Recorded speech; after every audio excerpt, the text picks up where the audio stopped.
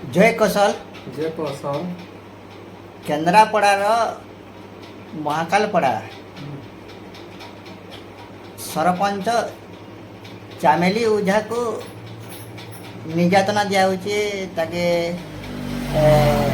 ମାଡ଼ ଦିଆହେଉଛି ପୁଲିସ ପିଟୁଛି ସେ ତାର ଅସୁବିଧାର ସମ୍ମୁଖୀନ ଯେତେବେଳେ ଭିଡ଼ିଓ ପାସ୍କେ ନେଲା ସେତେବେଳେ ତାକୁ ବିଭିନ୍ନ ନିର୍ଯାତନା କଲେ ମୋବାଇଲ ଛଡ଼ା ହେଲା ବିଭିନ୍ନ କାଣା କହିବ ତାର ଲାଗି ଆମେ ବାର୍ତ୍ତାଟେ ଦେମା ଆମର ଓଡ଼ିଶାର ସରକାରକେ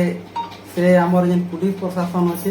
ସରକାରର ହାତ ମୁଠାରେ ସେଟା ବନ୍ଧା ହେଇଛେ ହଁ ଗୋଟେ ଯଦି ଲୋକ ପ୍ରତିନିଧିକେ ସେ ଭଳିଆ ଜିନିଷ ନି କରବାର କଥା ସେ ଯେହେତୁ ଲୋକ ପ୍ରତିନିଧି ହେଇଛେ ଲୋକଙ୍କର ଗରିବ ଦୁଃଖୀଙ୍କର ଲୋକ ତାହାକେ ସରପଞ୍ଚ ବନେଇକିରି ପଠାଇଛନ୍ ତାହାକେ ଆଉ ଲୋକଙ୍କର ଅଭିଯୋଗ ନେଇକରି ସେ ଅଫିସକେ ଯାଉଛେ ତାହାକେ ସେ ଭଳିଆ ଜିନିଷ ନେଇ କରବାର କଥା ଏଇଟା ମୋହନ ମାଝୀର ସରକାରର ଦୁର୍ବଳତା ବୋଲିକିରି କହେମା ବିଜେପିର ଦୁର୍ବଳତା ଡବଲ ଇଞ୍ଜିନର ଦୁର୍ବଳତା ଅଛି ବୋଲି ଜାନମା ଆଇନ ଶୃଙ୍ଖଳା ଭୁସଲି ପଡ଼ିଛେ ଯେ କି ଲୋକ ପ୍ରତିନିଧି ମାନେ ଯଦି ଲୋକର ସେବା କରବାର ଲାଗି ଯଦି ଯାଉଛନ୍ ମାଡ଼ ଖାଉଛନ୍ ମାନେ ଆମର ସାଧାରଣ ଜନତାକେ କାଣା ହେବା ସାଧାରଣ ଜନତା ଆର